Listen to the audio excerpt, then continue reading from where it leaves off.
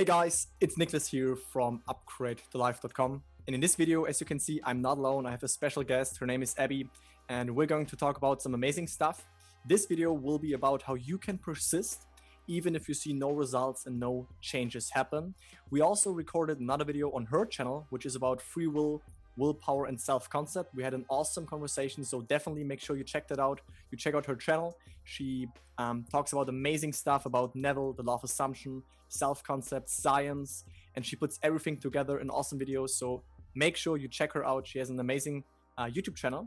So now with all of that advertisement, I would say, let's go into the content part. Abby, it's good to have you here.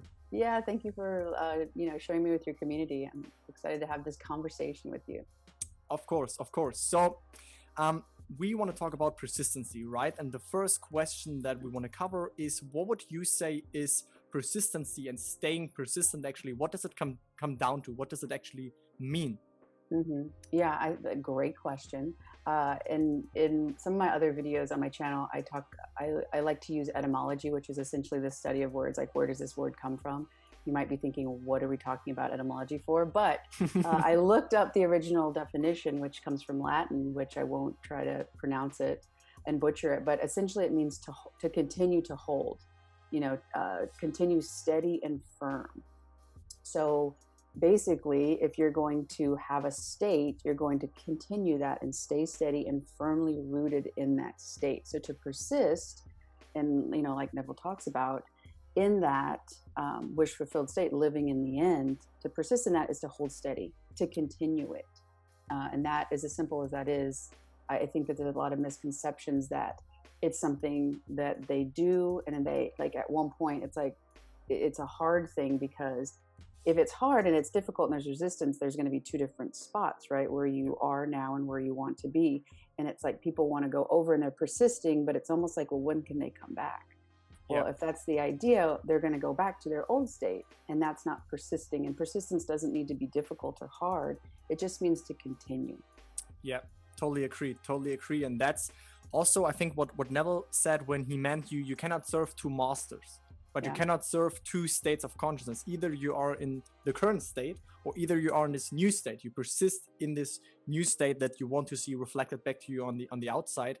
So that was a perfect explanation. I have nothing to add on that, because that is what persistence means, right? Yeah. And now the other things we're going to talk about will touch base on that, because you just said that when you do it the wrong way, so to say, then it feels like hard work.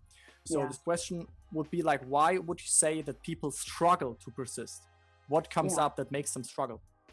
Yeah, I think that a lot of times people can think that it's an instantaneous thing, that they're going to start almost pretending that it's like, okay, I'm going to think these thoughts, and a state of being is how you're thinking and how you're feeling. And a lot of people miss the feeling aspect. So they're thinking, they're doing their affirmations, and, like, okay, when's it going to come? When's it going to come? Well, also too, if you're in that state of when's it going to come, you're still feeling like separation from it being.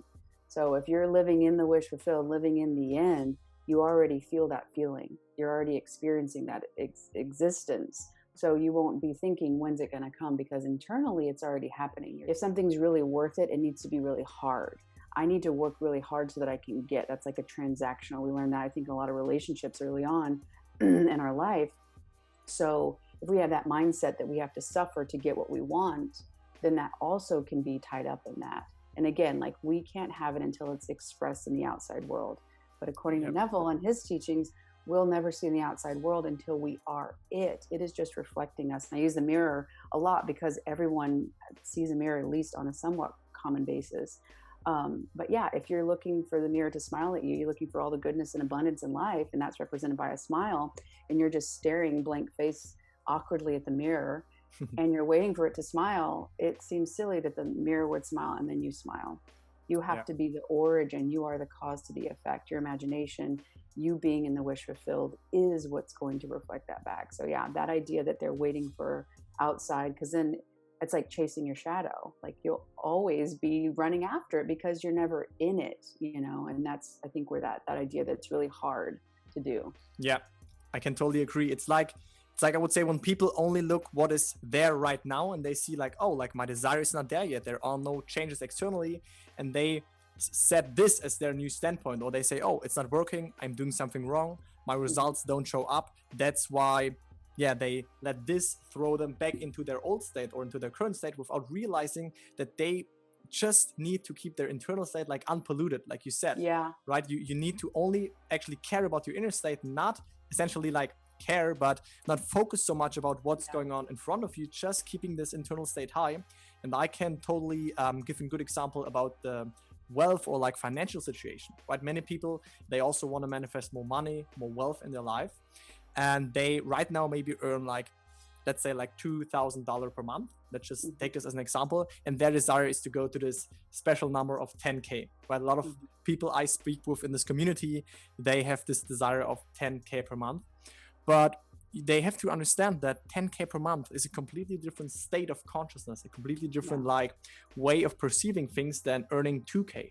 But they look at their bank account, they look at their paycheck, they look at their finances, they see, oh, like I have to pay this bill, I have to pay that bill, right? And then they say it's not working, the money is not coming in, but without realizing that their own reactions to their bills, to their current income are showing them that they are not in the right state. Right? They only look what's there now, and then they let themselves fall back. So the reactions, in my opinion, is the best indicator to see if you're in the right state. Yeah, that's the thing about persistency, right? Do you persist in this new state, or do you fall back into the old state again and again? Yeah, and like using your external world to confirm and affirm your identity. And we talked about that in the other video. But when you do look outside of it, like you said, where they're looking for that quick, oh, it's not happening. But yeah, the reflection you're seeing is reflecting back to you. And it's like, okay, it's not happening. If you were cooking something, you're not gonna be like, okay, it's ready. Why isn't it ready?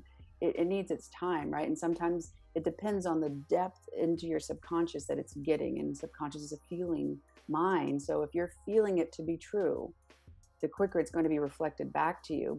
And again, your reactions would change to different things because you know a different truth than you were aware of before. And it is going to have a different set of actions. If you knew that something was going to come to your house, a new car was going to be delivered, you wouldn't anxiously be like worried about the car right now. Maybe it's run down, maybe it doesn't ride, and like, oh gosh, how am I going to get there? Because you know that car's coming at 9 a.m.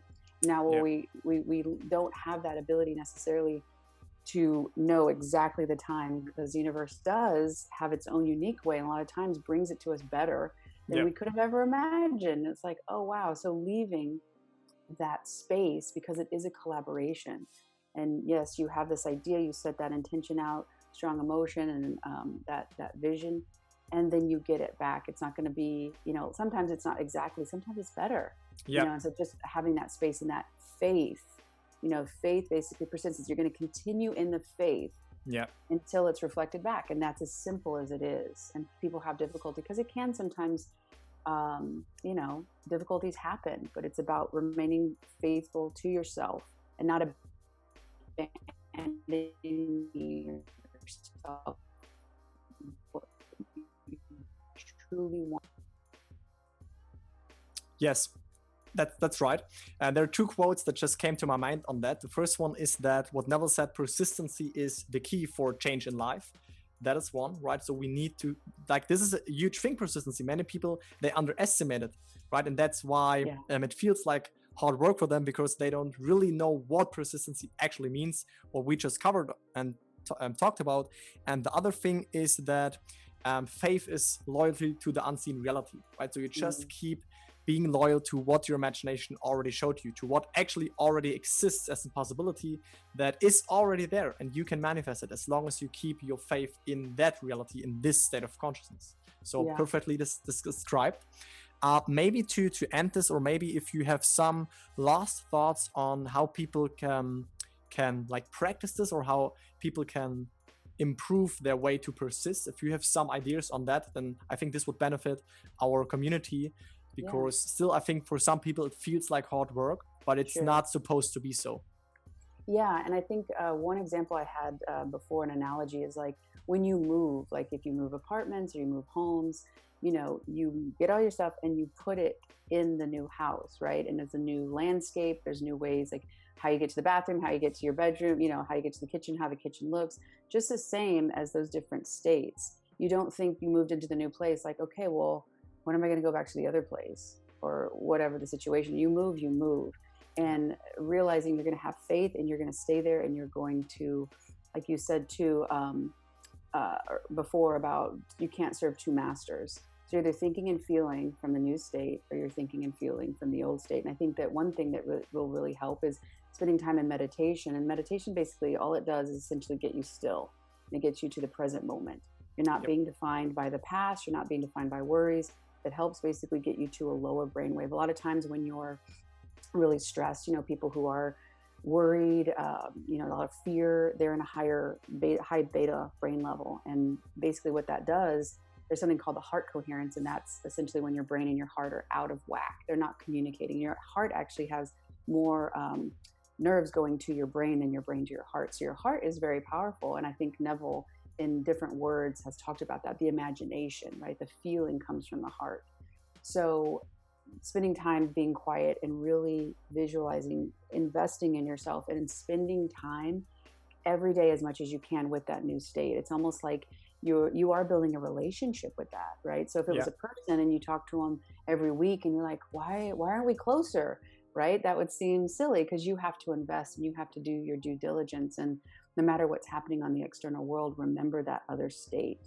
And I think that meditation and journaling would be, as simple as that sounds, that's really changed my life. Sure. I never meditated before, probably before 2 years ago. And the more I did it, the different little kind of like, it's almost like your body or your subconscious gives you clues. Like, did you actually know this is what you thought? And it's like, oh my God. Like, I've had this thought because I had this situation happen when I was little, and I thought that that's how the world worked. Oh, and hundreds of those little things that basically helped change how I viewed myself, which helped me stay persistent, because I just had to stay, right? Like, I'm sitting in this chair. I'm going to persist. I'm going to stay steady in the chair. It's not hard. It is important, though, to be aware of what I'm doing so I don't slouch over and fall over, or whatever the case may be. So how can you feed also that persistence? And where is that coming from? Which one are you feeding? If you had 2 buckets and your attention is the water, are you feeding your old state of being? And if so, how are you doing that? What's triggering it? Because emotional addiction is a lot of it too. You're used to feeling worried. So if you actually felt peace, it might feel uncomfortable at first. Sure. But realizing that is in alignment, that is in that new way of being, that is one of the characteristics. And feeding that new self-concept, feeding, and that persistence, realizing it can be a nurturing thing, just like a gardener. They're persisting in their gardening. That doesn't mean it's hard. They can go over there and pick their beautiful vegetables or whatever, or tend to it or water it, but they're just persisting. They're staying committed. They're staying continuous in that energy flow. So that would be my advice. Yeah. Perfect. No, I love that. And I think to sum that up is, when you do all of the things you just said, right? You keep persistent in this new state, eventually it will become natural. Like Neville said, when you get the feeling of naturalness, you got it. Because that is then when you do not worry about changes. It's not when you do worry about what to do next, because it will just flow from your new state. And then you shift it out from the old man, like Neville describes it, into the new man, basically your new state of consciousness. And therefore everything will happen automatically because you have shifted and it feels just natural. So with that, I would say we covered everything. I would say we had an awesome conversation about persistency. Again, guys, if you watch this and you're interested in free will and self-concept and willpower, then check out the video we did on Abby's channel. And yeah, that's it for this video. Thank you very much for watching. Talk to you in the next video. See you guys. Bye. And Abby, thanks for being here. It was awesome to talk to you. Absolutely. Thanks for having me. Bye. Bye.